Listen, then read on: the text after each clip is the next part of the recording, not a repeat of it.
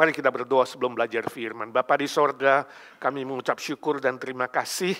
Tuhan masih izinkan kami duduk di rumah-Mu untuk belajar firman, memuji Tuhan, dan bertumbuh bersama-sama dengan kawan-kawan seiman.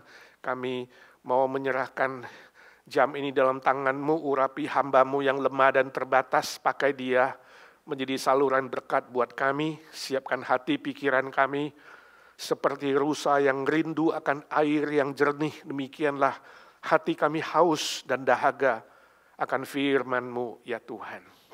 Tenangkan hati pikiran kami, urapi dan iluminasi Roh Kudus kami minta dalam nama Tuhan Yesus Kristus, Juru Selamat dan Penebus kami yang hidup selama-lamanya. Amin. Saudara, hari ini kita akan lanjutkan serial khotbah kita dari kitab Daniel, strategi baru kerajaan utara. Strategi baru kerajaan utara, kita baca Daniel pasal 11 ayat 17 hingga 20. Demikian firman Tuhan, baca bersama-sama. Kemudian ia akan berusaha untuk menguasai seluruh kerajaan orang yang lain itu.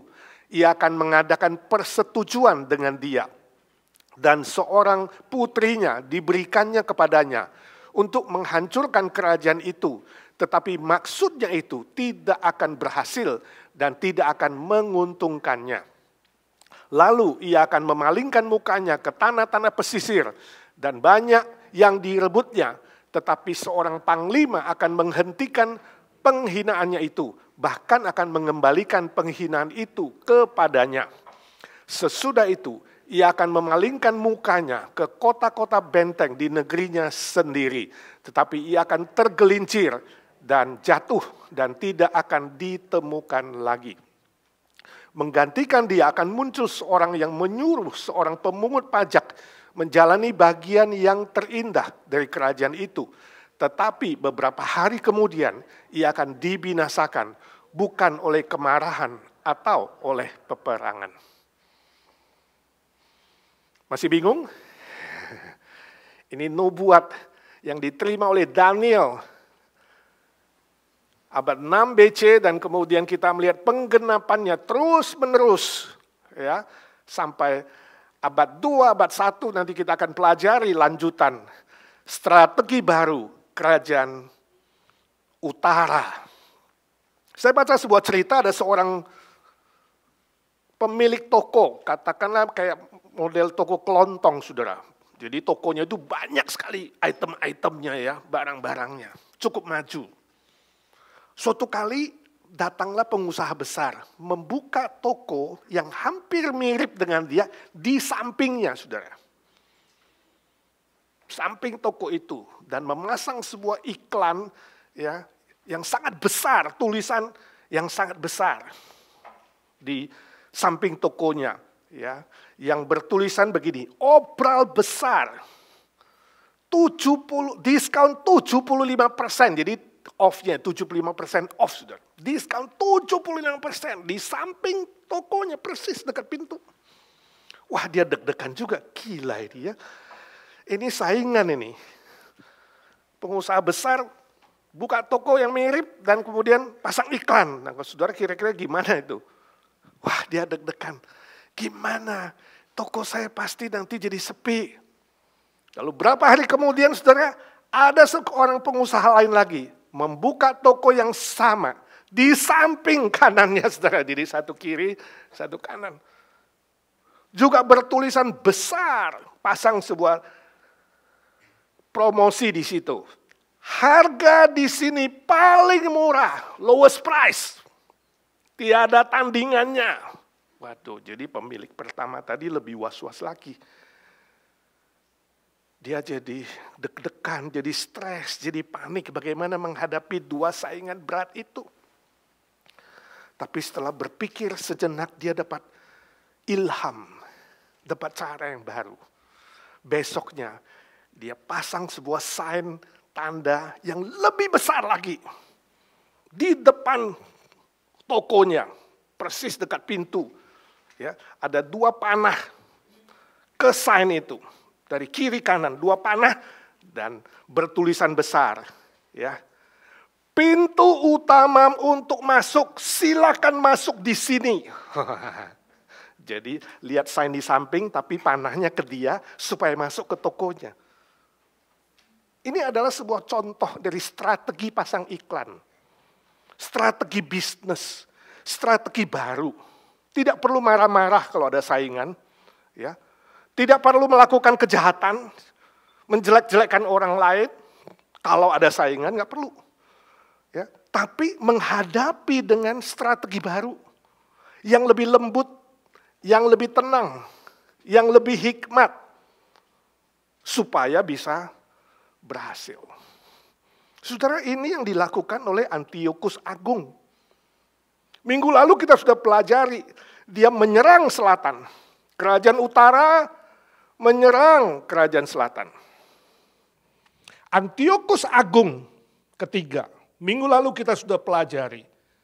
Dia menyerang selatan negeri Mesir. Memang berhasil. Sebagian Mesir ditaklukkannya.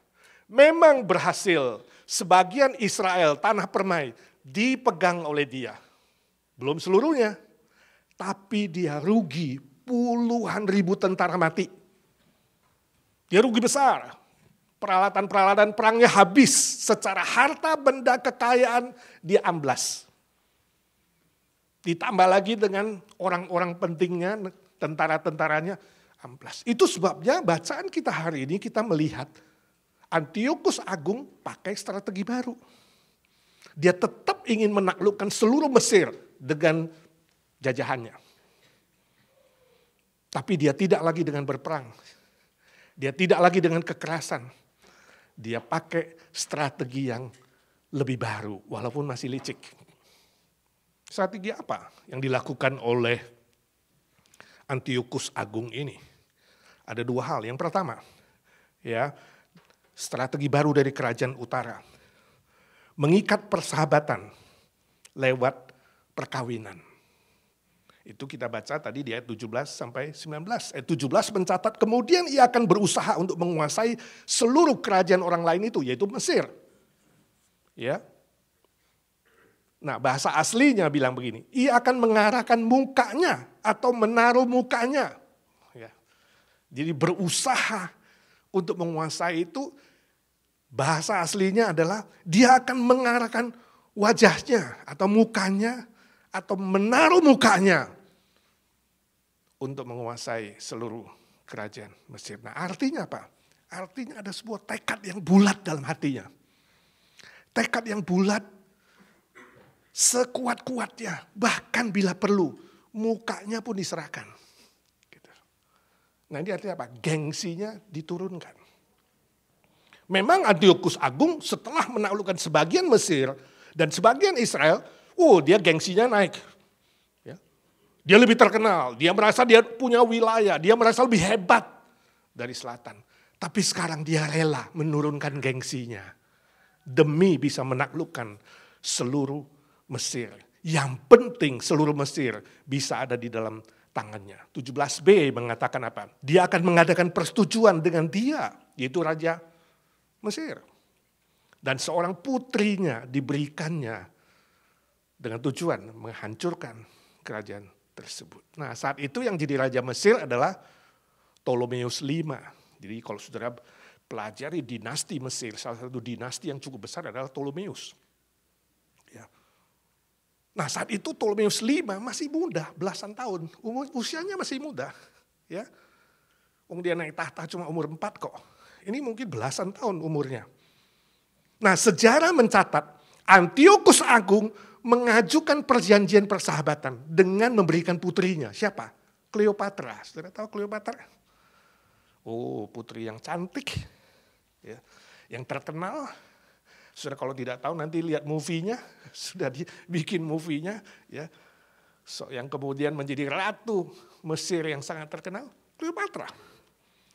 Antiochus rela menyerahkan Cleopatra untuk menikah dengan Ptolemeus V. Sejarah mencatat terjadi pada tahun 197 sebelum Masehi, dan kemudian pernikahan itu dilakukan pada 193 sebelum Masehi. Sekali lagi, tujuan Antiochus jahat. Seolah-olah strategi baru, Ya, bersahabat, tapi sebenarnya di balik itu ada sebuah rencana menaklukkan seluruh kerajaan Mesir dengan wilayah-wilayah jajahannya. Namun ayat 17c mengatakan, maksudnya itu tidak akan berhasil. Ya, maksudnya itu tidak akan berhasil dan tidak menguntungkan. Nah, nubuat ini digenapi ketika Kleopatra menikah dengan Ptoleus V, ternyata putri Kleopatra itu adalah seorang istri yang setia kepada suaminya. Dia menjadi istri yang baik dan istri yang setia. Justru karena Ptolemeus masih muda, Kleopatra yang sangat cerdas dan pintar, dia membantu Ptolemeus V untuk apa? Memimpin Mesir. Mesir jadi terkenal, Mesir jadi kaya raya, Mesir jadi hebat. Dan ketika ayahnya, Antiochus Agung, menyerang wilayah Mesir, khusus jajahannya yaitu di Roma, dia minta bantuan Ptolemeus V, tapi Ptolemeus V mantunya nggak mau dengar. Dia dengar Kleopatra. Dia bela Roma. Antiochus kecewa. Putrinya sendiri tidak membela dia, tapi membela suaminya. Ini yang terjadi, saudara. Ya. Menurut saudara, kalau memilih antara suami dan papa, milih siapa ya kalau konflik? Ayo, Ingrid. Ingrid anak kesayangan papa. You anak kesayangan papa misalnya, contoh ya, bukan Ingrid ya, semua. Saudara anak kesayangan papa. Suatu hari konflik antara suamimu ya dan papamu, pilih siapa yang menang kalau konflik?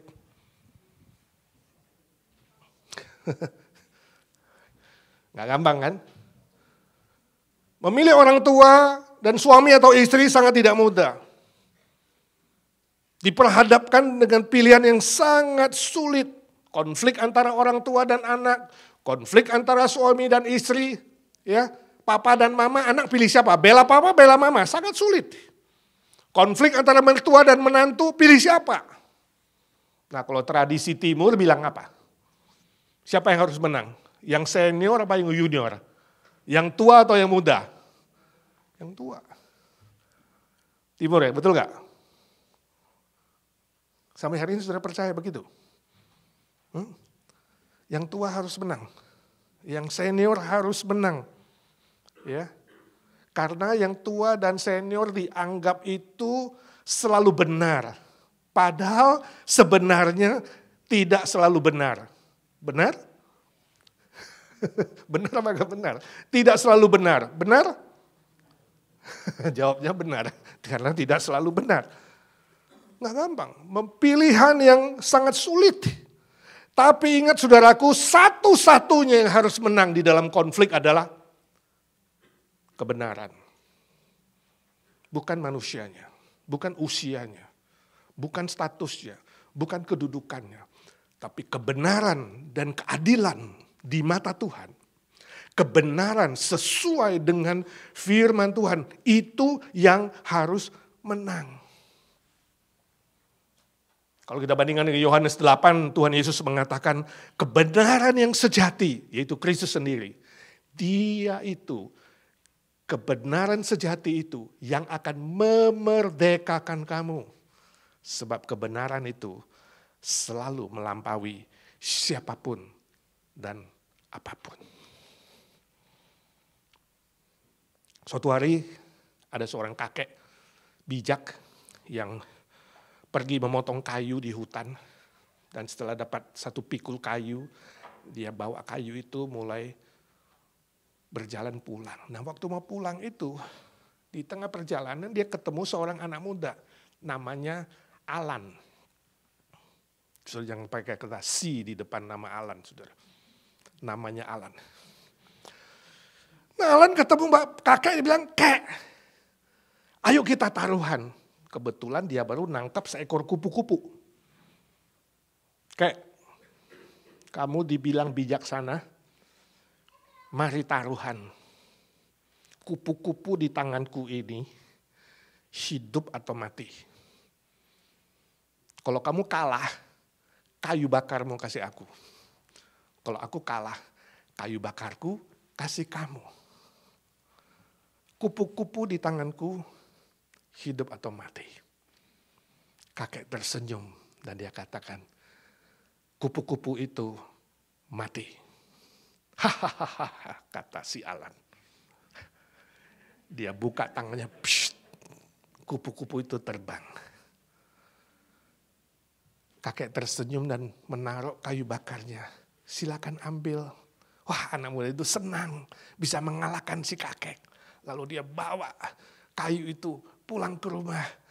Papanya bingung, secepat itu kamu mendapat 2 pikulan kayu. Dari mana kamu dapat? Dia mulai cerita, kakek bijak itu sudah saya kalahkan. Dia ceritakan tebakan itu. Papanya marah mengatakan, nak, kamu salah. Ayo, pikul kayu itu kita kembalikan kepada dia. Lalu papa dan anak membawa sepikul kayu, pergi ke rumah si kakek dan mengembalikan. Minta maaf. Kata papa, kamu salah, minta maaf sama dia. Anaknya bingung, kenapa? Aku taruhan menang kok. Kembalikan dan minta maaf. Setelah minta maaf, kakek cuma gak ngomong apa. Cuma senyum doang, manggut-manggut. Alan masih gak mengerti. Waktu perjalanan pulang dia tanya papanya, Pak, di mana kesalahannya? Aku gak mengerti, Pak. Anakku, ingat, jangan kira si kakek itu tidak tahu kelicikanmu. Kalau kakek itu bilang kupu-kupu di tangan itu adalah hidup, kamu akan remes dia mati. Kamu licik, kamu menang. Itu sebabnya kakek itu bilang apa? Mati. Supaya apa? Kamu melepaskan kupu-kupu itu. Ingat, satu kupu-kupu di mata kakek lebih berharga dari 1 pikul kayu. Jangan kira kamu menang, nah. Kamu kalah. Anak itu mengerti. Saudaraku yang kekasih, dalam sebuah konflik ingat, bukan manusia yang menang. Harus kebenaran dan keadilan. Karena kebenaran dan keadilan terhadap kupu-kupu itulah si kakek rela rugi 1 pikul kayu. Tapi menyelamatkan kupu-kupu yang lebih berharga di mata Tuhan dan di mata manusia. Dia bijaksana. Ingat saudaraku, saya tidak tahu apakah kamu punya strategi licik atau menghadapi strategi licik. Semua strategi licik itu berujung dengan kekalahan. Sebab sifatnya egois. Sifatnya akan menimbulkan rasa salah. Sifatnya harus menghadapi keadilan Allah dan kebenaran Allah. Buang semua strategi itu. Tapi jika kau sedang dicobai menghadapi strategi licik dari orang lain, ingat saudara, bertahan. Pegang kebenaran. Maka kamu akan diberkati oleh Tuhan. Ayat 18a katakan bahwa Antiochus yang telah mengikat perjanjian dengan Mesir bertekad menyerang ke tanah-tanah pesisir dan banyak direbutnya. Memang itu terjadi, buat ini digenapi. Ya, Antiochus menaklukkan Asia Kecil dan sekitarnya. Misalnya pulau-pulau di Lautan Egan, Asia Kecil, Yunani, dan beberapa daerah di Tracia. Itu catatan dari sejarah. Ya.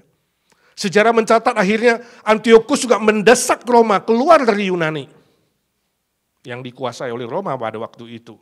Dan Antiochus memakai 2 panglima yang terkenal bernama Hannibal dan Kartago kalau saudara pernah baca sejarah. Tapi 18b mengatakan seorang panglima menghentikan penghinaannya. Nah ini nubuatnya digenapi ketika Roma mengutus panglima perang yang bernama Lucius Cornelius dari Scipio. Ini sangat terkenal. Diutus oleh Roma untuk mengalahkan Antiochus. Antiochus berhasil diusir keluar dari Yunani tahun 191 sebelum Masehi, kemudian 188 Antiochus juga diusir dari Asia Kecil dan sekitarnya. Tadinya dia merencanakan untuk menghina kerajaan-kerajaan ditaklukkannya, sekutu Mesir, tapi penghinaan itu kembali jatuh pada dirinya sendiri. Ini yang disebut dengan senjata makan tuan. Terjadi pada Antiochus. Dia harus menanggung rasa malu, dia diusir pulang ke benteng-bentengnya, ke negerinya. Dan 187 beberapa tahun kemudian, Antiochus meninggal dunia. 187 sebelum Masehi. Ini akibatnya saudara, strategi jahat. Strategi licik, walaupun nampak halus. Untuk dapatkan kekuasaan, untuk dapatkan harta benda, ya, untuk mendapatkan sesuatu bagi kepentingan diri, ingat. Suatu hari akan berakhir dengan kekalahan. Itu sebabnya tadi ayat pembimbing kita 1 Tesalonika 5, 21-23 mengatakan jauhilah kejahatan. Jangan sampai tergoda engkau melakukan kejahatan. Sebab Tuhan yang akan memeliharamu secara fisik, secara mental, secara spirit, akan terpelihara sampai akhir hidupmu, itu berkat Tuhan. Atau terpelihara sampai Yesus datang kedua kali. Saya baca cerita yang ditulis oleh Mary Marty. Ya, dia kutip dari berita Eye of the Needle. Di situ dia katakan ada seorang bapak suci yang sedang bertapa di pinggir hutan. Nah, dia bertapa di bawah pohon, pohon itu sangat besar dan punya akar-akar yang banyak. Dan akar-akar pohon itu bisa menjalar sampai ke pinggir sungai. Nah, di tengah-tengah bapak suci yang tanda kutip suci, meditasi itu, dia lihat loh air sungai itu naik sampai ke akar-akar pohon itu. Dan waktu dia perhatikan lagi air sungai itu naik, dia lihat dekat akar pohon itu ada seekor kalajengking sedang kejepit, gak bisa melepaskan dirinya. Kalau gak ditolong bisa tenggelam. Jadi dia kasihan. Dia selesai meditasinya, dia merangkak ke akar itu dan dia ingin menolong kalajengking itu. Setiap kali dia ingin menjangkau tangannya dan menolong, kalajengking itu menyerang dia, menyengat dia. Berulang-ulang. Nah, kebetulan di situ ada seorang anak muda yang sedang memperhatikan apa yang dilakukan bapak itu. Dan dia berkata, "Pak, kamu mengerti gak apa yang you lakukan? Kamu mengerti gak itu siapa? Itu kalajengking. Kalajengking itu sifat dasarnya adalah menyengat dan menyerang orang lain. Walaupun Bapak lakukan yang baik bagi dia, dia tetap menyengat kamu." Lalu Bapak itu mengatakan, "Ya, mungkin sekali kamu benar. Tapi pada dasarnya sifat saya itu adalah menolong." Apakah karena sifat dasar si kalajengking yang suka menyengat harus mengubah sifat dasar saya yang suka menolong? Saya tetap ingin menolong. Saudara, ini ilustrasi yang sangat-sangat bagus sekali. Ya. Ketika hari ini ada orang menyerang kamu, berbuat jahat padamu, apakah kamu cenderung ingin balas jahat? Atau kamu tetap melakukan yang baik? Ketika orang menjelek-jelekkan kamu, apakah kamu juga tergoda menjelek-jelekkan dia? Atau kamu tetap melakukan yang baik? Sebab sifat dasar kamu, status dan kualitas kamu sebenarnya adalah orang yang baik dan benar. Dan ini penting sekali saudara. Ya, menjadi pelajaran yang sangat penting bagi kita. Ingat saudaraku, kalau saudara sudah dimerdekakan oleh Kristus, oleh kebenaran Kristus, ingat statusmu baru, kualitasmu baru.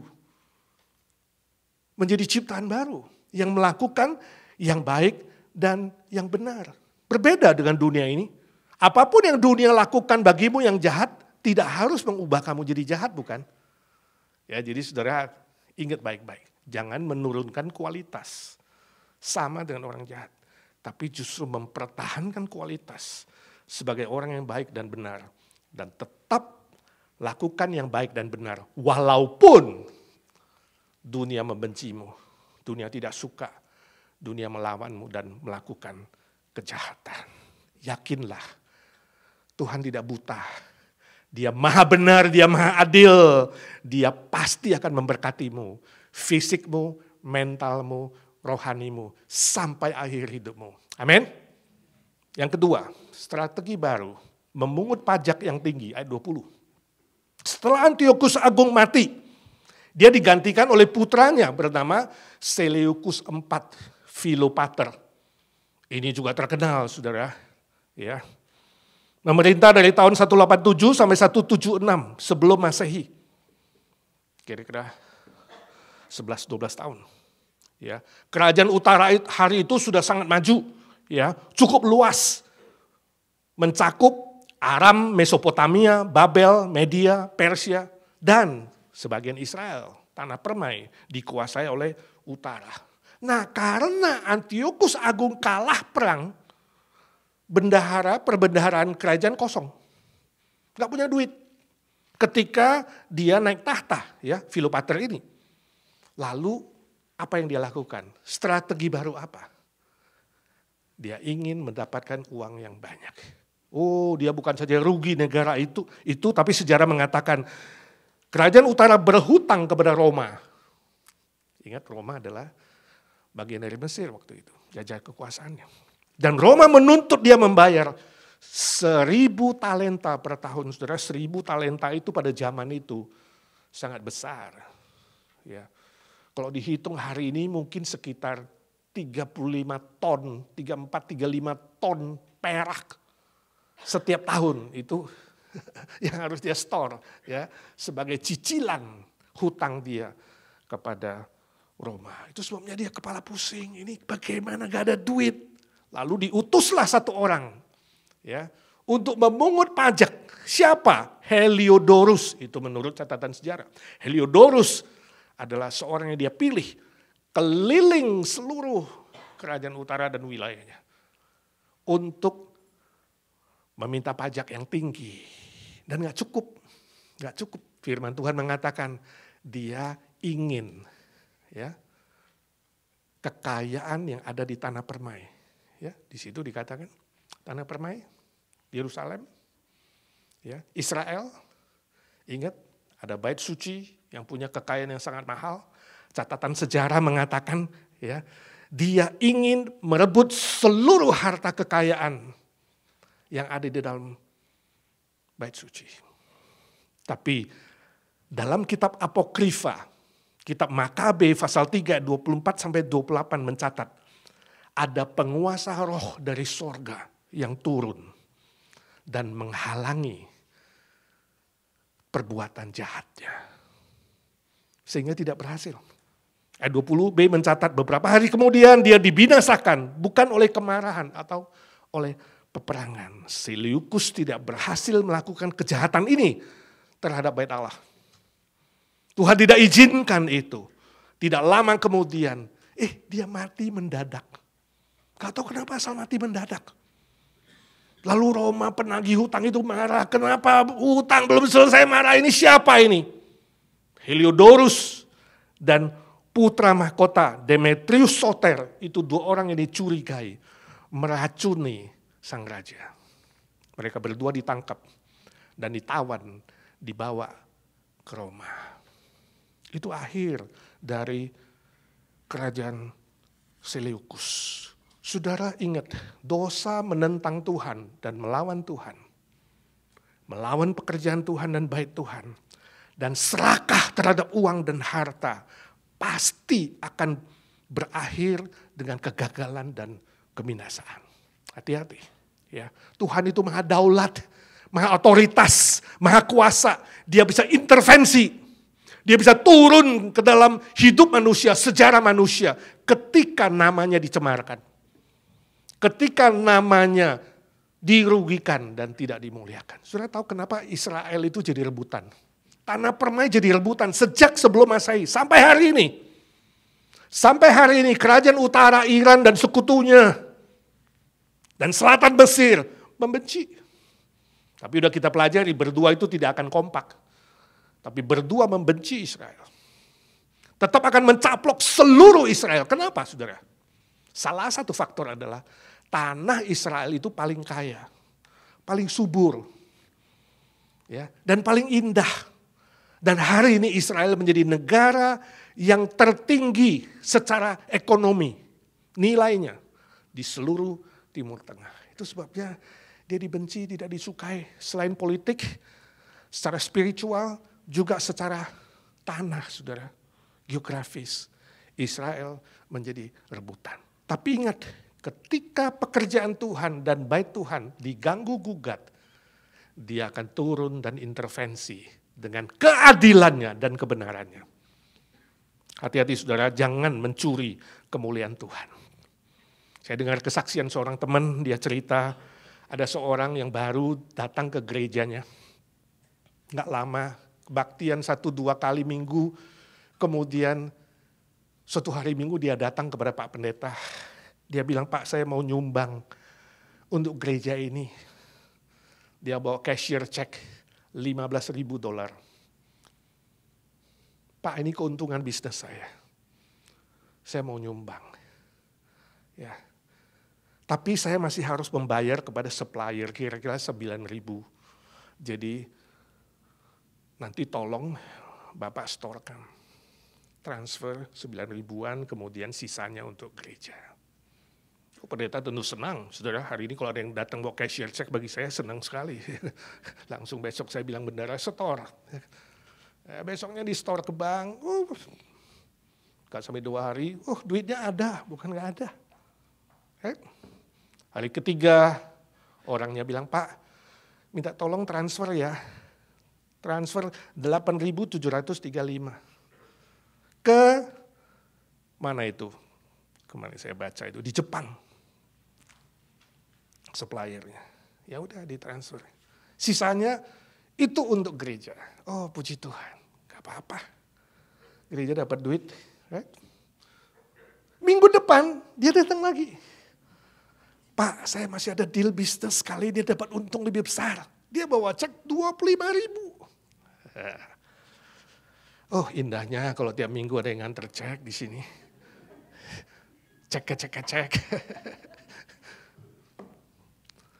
Sama dia katakan, tolong storekan, ya nanti saya harus bayar kira-kira ya 15.000 kali ya, sisanya 10.000-an lah untuk gereja. Seninnya di store lagi, 2 hari ada duitnya. Hari Rabu dia telepon Pak Pendeta, dia bilang, Pak Pendeta tolong transfer ke Taiwan supplier saya 17.200. Oke, Pak Pendeta senang dong. Bawa mobilnya ke bank, ya. Dia mau lakukan transfer. Di situ saudara, sudah ada FBI menunggunya. Kaget. Diinterogasi, ya. Ternyata ceknya palsu, saudara. Tapi karena Pak Pendeta itu korban, dia tidak ditangkap. Gak apa-apa. Ya. Orang itu dicari. Tapi gereja sudah rugi 8.735. Transfer kedua belum dilakukan.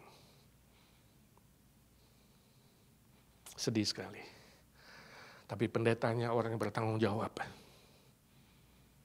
Berani melakukan, berani tanggung jawab. Berani bicara, berani tanggung jawab. Dia keluarkan uang di savingnya. Kembalikan ke gereja. Tapi ini kejadian benar, saudara. Hei maling, kalau you lagi nonton YouTube, saya minta dalam nama Tuhan Yesus bertobat. Ya, jangan mempermainkan Tuhan. Jangan permainkan pekerjaan Tuhan. Kamu akan menanggung akibatnya. Ya. Tapi ini sudah menjadi pelajaran bagi kita. Alkitab mengatakan cinta uang adalah akar kejahatan. Oleh karena cinta uang, ada banyak orang kemudian menyiksa dirinya. Stres, pusing, gak bisa tidur, melakukan kejahatan. Bahkan ada yang meninggalkan imannya. Jangan saudara, terjebak serakah dengan uang. Jangan punya cita-cita ingin cepat kaya. Amsal Sulaiman mengatakan, kalau kamu ingin cepat kaya, ingat uang itu punya sayap. Dia bisa terbang dan kemudian hilang. Kita akan tutup tahun, saudara, apa cita-citamu? Kalau Tuhan izinkan kamu tambah 1 tahun depan, apa cita-citamu? Jangan ingin cepat kaya, jangan ingin kaya mendadak secara materi. Amin. Kamu tidak bawa. Tapi bercita-citalah, ajak jiwa baru. Melayani Tuhan. Saya harap saudara ini menjadi peringatan. Ya, minggu depan, drive dirimu, motivasi dirimu. Ingatkan dirimu, jangan hanya mengejar uang, tapi kejar jiwa. Bawa ke hadapan Tuhan. Orang yang mencari kerajaannya dan kemuliaannya dan kebenarannya, pasti segala sesuatu akan ditambahkan kepadamu. Amin. Saya harap IGNC menjadi gereja yang berkobar-kobar untuk Tuhan. Mencari jiwa. Saya harap di IGNC tidak ada yang berani-beranian menantang Tuhan dan melawan Tuhan, bahkan mencemarkan nama Tuhan, supaya saudara tidak menanggung akibatnya. Saya tidak tahu bagaimana akhir hidup penjahat itu, tapi kita doakan supaya bertobat sungguh-sungguh, dan dia diberi belas kasihan, mengembalikan hutangnya dan kejahatannya, dan kemudian bisa bertobat menerima Kristus. Jangan jadi Kristen palsu, jadi yang asli. Amin. Mari kita berdoa. Bapa di sorga, suara hamba-Mu sudah berhenti. Ya Tuhan Yesus, kasihanilah setiap kami, supaya kami sadar terhadap kesempatan hidup yang Tuhan berikan. Kami tidak menyia-nyiakan waktu. Kami tidak hanya bercita-cita untuk cepat kaya, bercita-cita secara materi dan duniawi, karena semua itu tidak kami bawa. Pakai kami Tuhan menjadi alat-Mu. Khususnya minggu depan KKR Natal kami diberi kesempatan mengajak 1 jiwa ke hadapan Tuhan. Kami ingin berbuah untuk kerajaan-Mu Tuhan. Kau berkata iman datang dari pendengaran firman. Tolong kami supaya fokus membawa teman kami datang mendengar firman. Agar mereka diberi iman untuk diselamatkan oleh Tuhan. Terpuji nama-Mu. Lindungi gereja-Mu dari segala kejahatan dan mara bahaya. Sebab Engkau yang memulai IGNC, Engkau berjanji akan memelihara, menjaga sampai kedatangan-Mu yang kedua kali. Berdoa bersyukur dalam nama Tuhan Yesus. Juru selamat kami, penebus kami, Raja segala Raja, Tuhan segala Tuhan, Allah segala Allah. Yang hidup selama-lamanya. Amin. Yang percaya katakan amin.